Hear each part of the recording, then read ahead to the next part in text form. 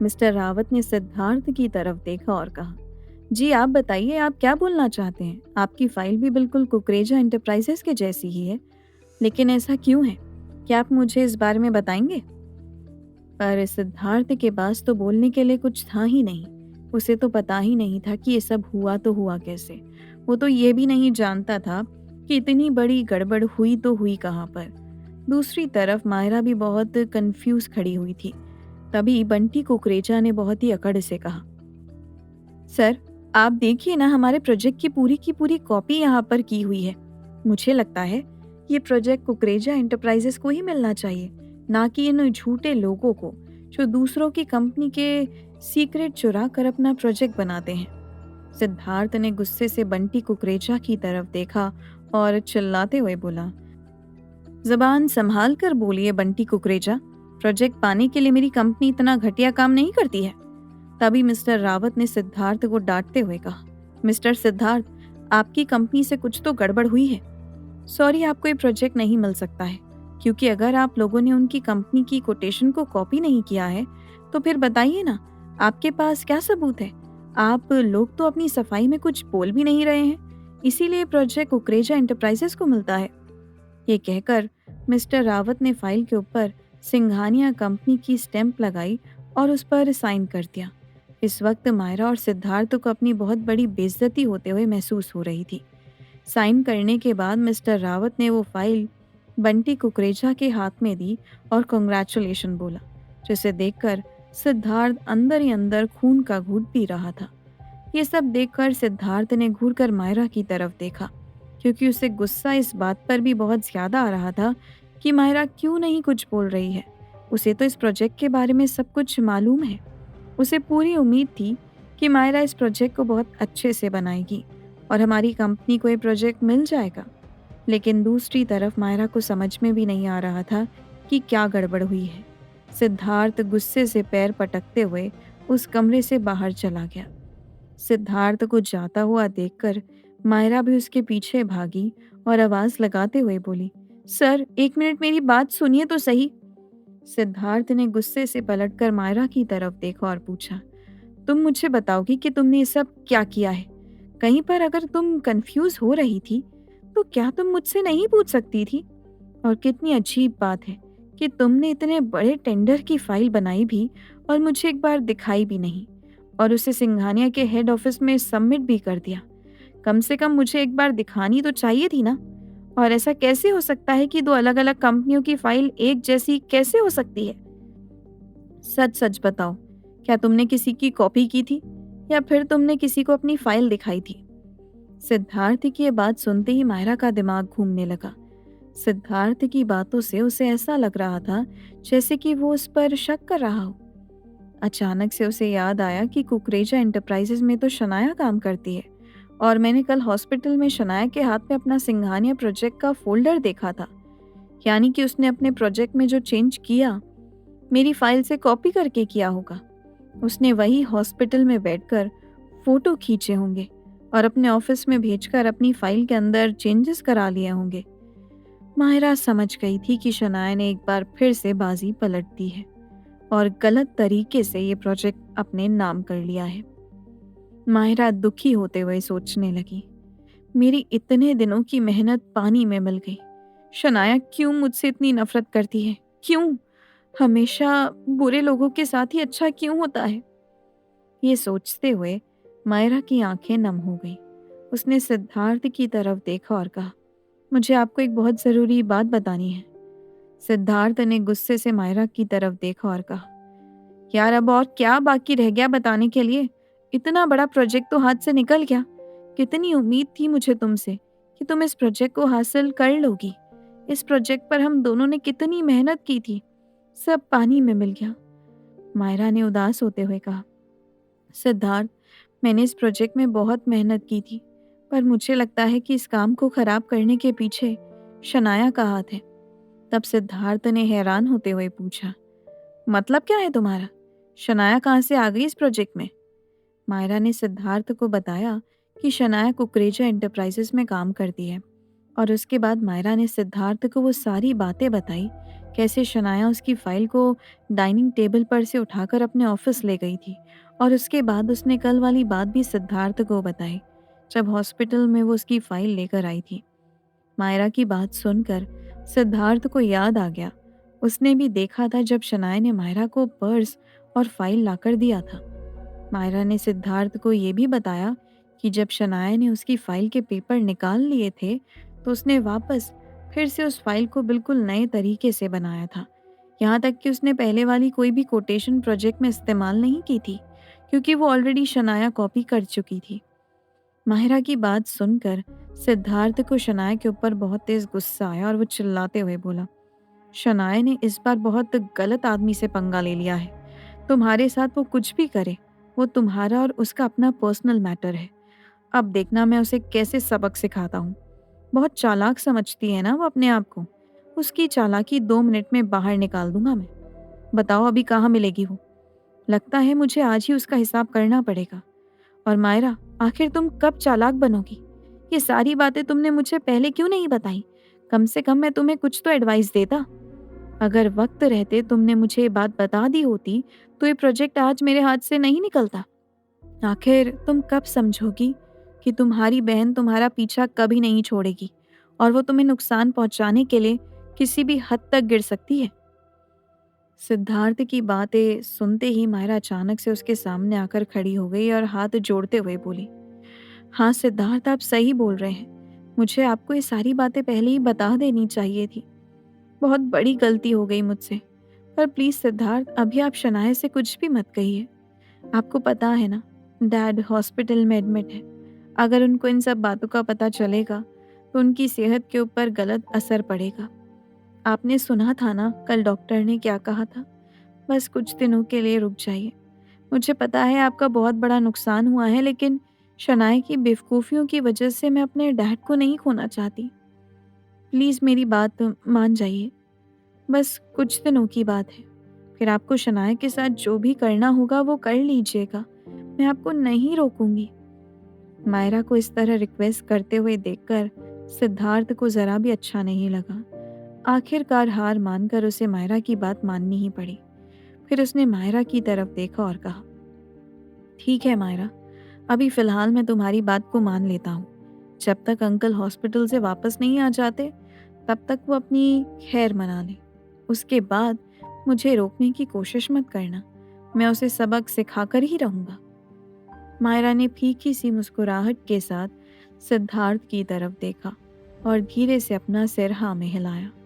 सिद्धार्थ ने मायरा की तरफ देखा और सोचने लगा कि मैंने इसको बिना बात में कितना ज्यादा डांट दिया, जबकि इसने तो प्रोजेक्ट बनाने में बहुत ही मेहनत की थी। दूसरी तरफ वो इस बात से भी बहुत अच्छे से वाकिफ था कि शनाया कितनी शातिर है और वो अपने मतलब के लिए कुछ भी कर सकती है। उसी ने ही मायरा का सारा क्रेडिट अपनी कंपनी को दिला दिया और उन लोगों को प्रोजेक्ट मिल गया। ये सब होने के बाद सिद्धार्थ ने मायरा से कुछ नहीं कहा और उसे उसके घर पर छोड़ दिया और खुद ऑफिस के लिए चला गया। पूरे रास्ते मायरा को शनाया के ऊपर बहुत गुस्सा आ रहा था। वो सोच रही थी कि अगर शनाया उसे घर पर मिल गई तो वो उसकी अच्छी खासी क्लास लगाएगी। पर जब वो घर पर आई तो शनाया घर पर नहीं थी। मायरा का मूड ज़रा भी अच्छा नहीं था। वो हॉस्पिटल नहीं जाना चाहती थी, क्योंकि अगर वो हॉस्पिटल जाती तो महेंद्र उससे पूछते कि तुम्हें प्रोजेक्ट मिला कि नहीं मिला, तो वो अपने डैड को क्या जवाब देती। यही सोचते हुए मायरा बेड पर औंधे मुंह लेट गई और जोर जोर से रोने लगी। उसने रोते रोते कई बार कार्तिक को आवाज़ लगाई, पर कार्तिक उसकी आवाज़ सुनकर नहीं आया। लेटे लेटे मायरा को अचानक से उस मोती की याद आई जो सुबह उसे अपने बालों में मिला था, और वो उसे जल्दी में दराज के अंदर रखकर चली गई थी। वो जल्दी से उठकर बैठ गई और तेजी से ड्रेसिंग टेबल के पास जाकर उसने दराज को खोला, पर उसके अंदर वो मोती नहीं था। वो सोचने लगी कि मोती कहाँ चला गया। उसे अच्छे से याद था कि सुबह उसने उस मोती को इसी दराज के अंदर रखा था। तब उसमें से सफ़ेद रोशनी नहीं निकल रही थी, इसीलिए उसे अंदाज़ा ही नहीं था कि उस मोती से रोशनी भी निकल सकती है, और वो मोती बहुत ही कीमती था। दोनों दराज देखने के बाद जब वो मोती कहीं नहीं मिला तो मायरा ने मन ही मन सोचा, अरे यार, छोटी सी चीज़ है पड़ी होगी दराज के किसी कोने में। छोड़ो, फिर कभी ढूंढ लूंगी। दराज से कहाँ जाएगा वो? ये सोचते हुए मायरा फिर से आकर बेड पर लेट गई। उसने लेटे लेटे फिर से कार्तिक को आवाज लगाई, पर कार्तिक नहीं आया। तो मायरा कुछ देर ऐसे ही लेटे हुए कार्तिक की दुनिया की बातें सोचती रही, और फिर पता नहीं कब वो सो गई। दूसरी तरफ अपनी दुनिया में कार्तिक बेचैन होकर घूम रहा था। उसे लगातार मायरा की आवाज आ रही थी, पर वो उन आवाजों को पूरी तरह से इग्नोर कर रहा था। कार्तिक अपनी दुनिया में पिछली रात की बातें याद कर रहा है। जब जब वो ये बातें याद कर रहा था कि उसने मायरा को किस तरह से किस किया, उसे अपने अंदर एक शर्मिंदगी सी महसूस हो रही थी। और बार बार वो ये सोच रहा था कि उसने मायरा को किस करके बहुत गलत किया है। वो तो गहरी नींद में सो रही थी, लेकिन मैं तो जाग रहा था ना। मैंने उसके साथ इतना गलत कैसे किया? मुझे वो सब नहीं करना चाहिए था। यही सारी बातें सोचते हुए कार्तिक मायरा के पास नहीं जा रहा था। कल रात उसने जब मायरा को किस किया था, तो वो अपने दिल के हाथों मजबूर हो गया था। मायरा को इतने करीब देखकर उसे अपनी फीलिंग बर्दाश्त नहीं हुई, और उसने मायरा के होठों पर किस कर दिया। जब मायरा उसे आवाज लगा रही थी, तो कई बार उसने सोचा कि मैं उसके पास चला जाता हूँ, और कल रात जो कुछ भी मैंने उसके साथ किया वो सब सच सच उसे बता देता हूँ। पर फिर अचानक से उसके कदम रुक गए, और वो मायरा की आवाज़ सुनकर भी उसके पास नहीं गया, क्योंकि उसे अपने आप में बहुत ज़्यादा गिल्टी महसूस हो रहा था। कार्तिक चुपचाप बैठा हुआ था और अपने आप में ही बड़बड़ाए जा रहा था। मैं एक काम करता हूँ, अभी मायरा के पास जाता हूँ और उससे बता देता हूँ कल रात मैंने उसे किस किया था। पर अगर मैंने उसे सच बता दिया तो क्या वो मुझे माफ़ कर देगी? कहीं ऐसा ना हो कि गुस्से में आकर वो मुझसे दोस्ती ही ख़त्म कर ले। अब मैं क्या करूँ? मुझे तो कुछ भी समझ में नहीं आ रहा है। मायरा के बारे में सोचते हुए कार्तिक को अजीब सी बेचैनी शुरू हो गई। अचानक कार्तिक को अपने सीने में तेज दर्द का एहसास होने लगा। कार्तिक को ऐसा महसूस हो रहा था जैसे कोई उसे दो टुकड़ों में बांट रहा हो। उसकी बेचैनी कम होने के बदले बढ़ती ही जा रही थी, और ये बेचैनी बढ़ते बढ़ते उसके दिल तक पहुंच गई, और उसके दिल में एक दर्द की ठीस उठने लगी। कार्तिक हैरान होते हुए सोचने लगा कि ये इस तरह से मेरे साथ क्यों हो रहा है, जबकि इस तरह की हरकतें तो सिर्फ इंसानों के साथ होती है, और मैं तो एक भूत हूँ। फिर मुझे इस तरीके का दर्द क्यों हो रहा है, जैसे कि मेरी जान ही निकल जाएगी। वो अपने दिल पर हाथ रखकर बहुत बेचैन घूम रहा था। ये दर्द ऐसा था, ना तो उससे बर्दाश्त हो रहा था और ना ही उससे कुछ बोला जा रहा था। पर इस दर्द के बावजूद भी उसकी जुबान पर सिर्फ एक ही नाम था, मायरा, और सिर्फ मायरा। कार्तिक अपने दिल पर हाथ रखकर बहुत बेचैन घूम रहा था। ये दर्द ऐसा था, ना तो उससे बर्दाश्त हो रहा था और ना ही उससे कुछ बोला जा रहा था। पर इस दर्द के बावजूद भी उसकी जुबान पर सिर्फ एक ही नाम था, मायरा, सिर्फ मायरा। कार्तिक को बहुत ज्यादा दर्द हो रहा था, और वो दर्द धीरे धीरे बर्दाश्त के बाहर हो रहा था। उसे समझ नहीं आ रहा था कि उस दर्द की वजह क्या है। उसके लिए ये दर्द किसी पहेली सा बन गया था। कार्तिक ने अपने हाथ को अपने दिल पर रखा हुआ था, और वो अपने सीने को पूरी ताकत लगाकर दबा रहा था ताकि उसका दर्द कम हो सके, लेकिन उसकी कोशिश नाकामयाब हो रही थी। इसी जद्दोजहद के बीच डेथ वर्ल्ड के मैनेजर मिस्टर सैम गोमेज वहां आ गए। उन्होंने कार्तिक को दर्द में देखा, और फिर अचानक ही जाने कहां से उनके हाथ में एक छोटा सा कप आ गया। उन्होंने अपनी मौजूदगी का एहसास करवाने के लिए अपना गला साफ किया। उनकी आवाज सुनकर कार्तिक का ध्यान उनकी तरफ गया, और उसने मिस्टर गोमेज से मदद की गुहार लगाई। मिस्टर गोमेज, आह, पता नहीं मुझे इतना दर्द क्यों हो रहा है। मेरे मेरे दिल में आह मेरे दिल में बहुत दर्द हो रहा है, जबकि मेरे पास तो आह, दिल ही नहीं है। प्लीज प्लीज कुछ कीजिए। कार्तिक की दर्द भरी आवाज सुनकर मिस्टर गोमेज कुछ कदम आगे आए, और उन्होंने अपने हाथ में पकड़ा कप कार्तिक की तरफ बढ़ाते हुए कहा, इस कप में जो लिक्विड है उसे पी लो। इतना सुनते ही कार्तिक ने तुरंत हाथ बढ़ाकर वो कप ले लिया। वो दर्द से इतना तड़प रहा था कि कार्तिक के पास सोचने समझने की शक्ति ही नहीं बची थी। उसने बिना देर किए वो लिक्विड पी लिया। लिक्विड पीने से कार्तिक को तुरंत ही दर्द में आराम मिलने लगा, लेकिन ठीक उसी समय उसे ये भी महसूस हुआ कि जैसे उससे कुछ छूट रहा है। उसने शक भरी नजरों से मिस्टर गोमेज की तरफ देखा और उनसे सवाल किया, ये मुझे क्या हो रहा है? कुछ तो अजीब लग रहा है मुझे। मुझे मुझे ऐसा क्यों लग रहा है कि मैंने कुछ खो दिया है? उसकी ये बात सुनकर मिस्टर गोमेज बहुत जोर से हंसने लगे। उनकी हंसी ने कार्तिक को और भी हैरान कर दिया था। उसकी उलझन बढ़ गई थी और कार्तिक ने उनसे दोबारा सवाल किया, आप हंस क्यों रहे हैं? मुझे बताइए कि मेरे साथ ऐसा क्या हो रहा है? दोबारा पूछने पर मिस्टर गोमेज ने जवाब दिया, हर चीज की कोई कीमत होती है, कोई भी चीज मुफ्त में नहीं मिलती। मिस्टर गोमेज की ये बात कार्तिक के लिए किसी पहेली से कम नहीं थी। कार्तिक अब अपनी उलझन को संभाल नहीं पा रहा था। उसने मिस्टर गोमेज से साफ साफ कह दिया, आप पहेलियों में बात मत कीजिए, मुझे साफ साफ बताइए कि क्या बात है। मिस्टर गोमेज ने जवाब देते हुए कहा, साफ साफ बात यह है कि मरने के बाद भी तुमने इंसानों की दुनिया में जाना नहीं छोड़ा और इसीलिए तुम्हें ह्यूमन सिंड्रोम हो गया है और तुम्हारे दर्द का कारण भी यही है। कार्तिक बहुत ध्यान से मिस्टर गोमेज की बात सुन रहा था और फिर मिस्टर गोमेज ने अपनी बात को जारी रखते हुए आगे कहा, मैंने तुम्हें जो लिक्विड दिया था उसकी वजह से तुम अपनी ह्यूमन लाइफ की कोई एक चीज भूल जाओगे।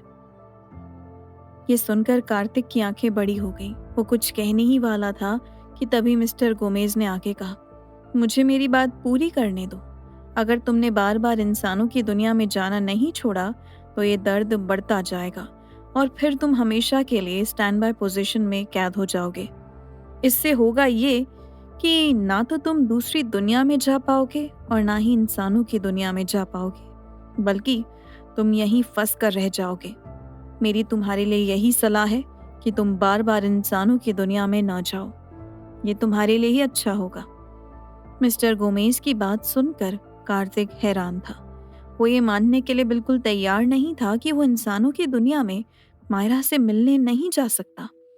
लिहाजा उसने मिस्टर गोमेज से कहा, लेकिन मैं कोई अकेला तो नहीं हूँ जो इंसानों की दुनिया में जाता है, और भी लोग तो जाते हैं। आपने उनसे तो कुछ नहीं कहा, लेकिन आप मुझे वहां जाने से रोक रहे हैं। इस पर मिस्टर गोमेज ने तुरंत जवाब दिया, हाँ, तुम्हारी बात बिल्कुल सही है। वो लोग कभी कभार ही इंसानों की दुनिया में जाते हैं, जैसे 10 दिन में या फिर एक हफ्ते में एक ही बार। और तुम कार्तिक, तुम हर रोज इंसानों की दुनिया में जाते हो और मुझे बताने की जरूरत नहीं है कि तुम एक दिन में कितनी बार वहां जाते हो। ये तुम्हारे लिए बिल्कुल भी ठीक नहीं है। अगर ये सिलसिला यूं ही चलता रहा तो हमारी दुनिया और इंसानों की दुनिया में कोई फर्क नहीं रह जाएगा। पता नहीं तुम्हें ये बात कब समझ में आएगी। एक तरफ कार्तिक को मिस्टर गोमेज की बात सही भी लग रही थी, लेकिन फिर उसके दिमाग में एक ख्याल आया। इसका मतलब ये हुआ कि बार बार इंसानों की दुनिया में जाने पर मेरे लिए खतरा बढ़ सकता है, लेकिन मैं मायरा से मिले बिना कैसे रह पाऊंगा? वो तो मुझे दिन भर में कितनी बार याद करती है और कभी कभी तो ऐसा होता है कि वो किसी बड़ी मुसीबत में फंस जाती है।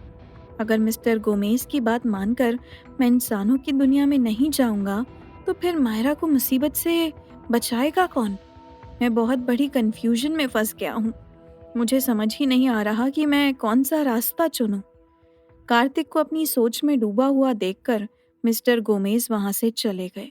वो अपनी तरफ से कार्तिक को हर परेशानी के लिए आगाह कर चुके थे और अब फैसला कार्तिक के हाथ में था। अब उसे ही तय करना था कि वो किस रास्ते पर चलेगा। मिस्टर गोमेज के जाने के बाद सौम्या वहां आ गई। सौम्या ने भी कार्तिक से वही बात कही जो मिस्टर गोमेज ने कही थी। सौम्या ने कहा, तुम इन सब चीजों पर ध्यान मत दो और अपने काम पर फोकस करो। कार्तिक सौम्या की बात को बहुत ध्यान से सुन रहा था। सौम्या ने अपनी बात को आगे बढ़ाते हुए कहा, लेकिन बेटा, मैं नहीं चाहती कि तुम्हें कोई भी तकलीफ पहुंचे, इसीलिए तुम्हारे लिए यही बेहतर है कि कुछ दिनों तक तुम इंसानों की दुनिया में मत जाओ। कार्तिक को सौम्या की बात सही लगी। उसने मन ही मन सोचा, बात तो सही ही है, मुझे पहले अपनी हेल्थ को ठीक करना होगा। अगर मैं ही ठीक नहीं रहूंगा तो मायरा की लाइफ को सही ट्रैक पर कैसे ला पाऊंगा? मुझे कुछ हो गया तो मैं मायरा की मदद भी नहीं कर पाऊंगा। नहीं, मैं ऐसा कुछ भी नहीं होने दे सकता। अपने ख्यालों से बाहर आकर कार्तिक ने सौम्या से कहा, ठीक है, आप जैसा कह रही हैं मैं वैसा ही करूंगा। वैसे भी मुझे अभी अपना बहुत ध्यान रखने की जरूरत है। ये बात सुनकर सौम्या के चेहरे पर एक मुस्कुराहट आ गई। अब वो पहले से निश्चिंत लग रही थी। उन्होंने कार्तिक के माथे पर हाथ फेरा और वहां से चली गई। उनके जाने के बाद यही सब सोचकर कार्तिक ने एक फैसला लिया और खुद से बात करते हुए बोला, अब मैं मायरा की आवाज को म्यूट कर देता हूँ। अब जब कभी भी मायरा मुझे बुलाने की कोशिश करेगी तो मुझे उसकी आवाज सुनाई नहीं देगी। आई एम सॉरी मायरा, लेकिन मुझे ये फैसला लेना ही होगा। इतना सोचकर कार्तिक कुछ समय के लिए उदास हो गया, लेकिन फिर उसने खुद को मजबूत किया और खुद से कहा, अगले कुछ दिनों तक मैं मायरा से नहीं मिल पाऊंगा और ना ही उसकी आवाज सुन पाऊंगा, लेकिन मेरा ये करना जरूरी है। अब मैं मायरा से तभी मिलने जाऊंगा जब मेरी तबीयत ठीक हो जाएगी। दूसरी तरफ महेंद्र की तबीयत धीरे धीरे ठीक हो रही थी। डॉक्टर्स की माने तो महेंद्र अगले दिन डिस्चार्ज होने वाले थे। ये खबर सुनकर सुनैना बहुत खुश हो गई और उन्होंने मायरा को फोन कर दिया। 2-3 रिंग्स के बाद मायरा ने फोन उठा लिया और फिर सुनैना ने उसे गुड न्यूज़ देते हुए बताया, मायरा, तुम्हारे डैड की तबीयत अब पहले से बहुत बेटर है और डॉक्टर उन्हें कल डिस्चार्ज कर देंगे। ये खबर सुनकर मायरा बहुत खुश हो गई और उसने सुनैना से कहा, ये तो बहुत अच्छी खबर सुनाई आपने मॉम। महेंद्र के डिस्चार्ज होने की खबर सुनकर मायरा के चेहरे पर एक बहुत बड़ी मुस्कुराहट आ गई थी। सुनैना से कुछ देर और बात करने के बाद मायरा ने फोन रख दिया। उधर सुनैना भी महेंद्र को ये गुड न्यूज़ बताने के लिए चली गई। इधर सिद्धार्थ के ऑफिस में सिद्धार्थ और मायरा एक साथ ही थे। जब सिद्धार्थ ने मायरा को मुस्कुराते हुए देखा तो वो खुद को पूछने से नहीं रोक पाया, क्या हुआ मायरा, ऐसी क्या खबर मिली है तुम्हें? इस सवाल का जवाब देते हुए मायरा ने कहा, वो एक्चुअली मॉम का फोन था। डैड कल हॉस्पिटल से डिस्चार्ज हो जाएंगे।